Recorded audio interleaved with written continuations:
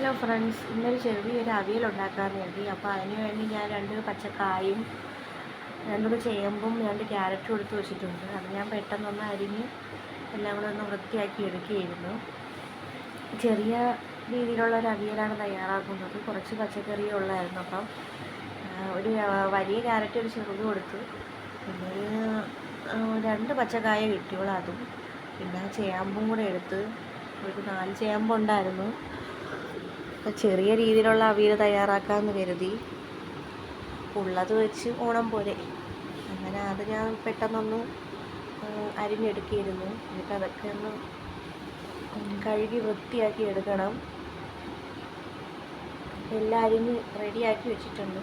ഇനി അത് കഴുകിയിട്ട് പാന് വെച്ച് കുറച്ച് ഉപ്പ് ഇട്ട് കുറച്ച് വെള്ളവും കൂടെ ഒഴിച്ച് വേവിക്കണം. പിന്നെ അരപ്പ് തയ്യാറാക്കാൻ തേങ്ങയും പച്ചമുളകും ജീരകവും ഒക്കെ എടുത്തിട്ടുണ്ട്, വെളുത്തുള്ളിയും കുറച്ച് തേങ്ങയും. അപ്പോൾ അത് വെന്ത് വന്നപ്പോൾ ഞാൻ അരപ്പും കൂടെ ഇട്ട് നമ്മുടെ അവിയൽ അവിടെ നിന്ന് റെഡി ആയിക്കോളും.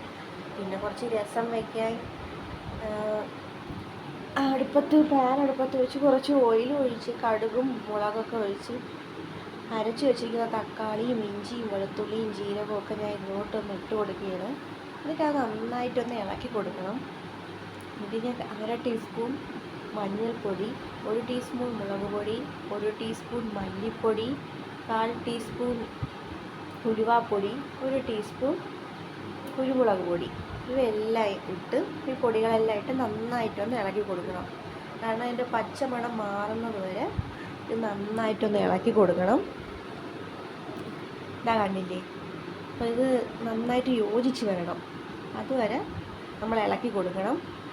ഇതിൻ്റെ ഇടയിൽ ഞാൻ 1 ടീസ്പൂൺ ഉപ്പ് ഇട്ടിട്ടുണ്ട്. ആവശ്യക്കാർക്കനുസരിച്ച് ഉപ്പിട്ട് കൊടുക്കാവുന്നതാണ്. ഞാൻ 1 ടീസ്പൂൺ ഉപ്പ് ഇട്ട് കൊടുത്തിട്ടുള്ളൂ.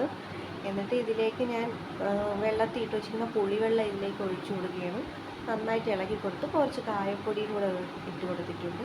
ഇവിടെ രസം റെഡിയായി. പിന്നെ ഉത്സവത്തിനൊക്കെ പോയി അവിടുത്തെ കാഴ്ചകളാണ് നിങ്ങൾ ഈ കാണുന്നത്. അപ്പോൾ ഇതൊക്കെയാണ് ഇന്നത്തെ വിശേഷങ്ങൾ.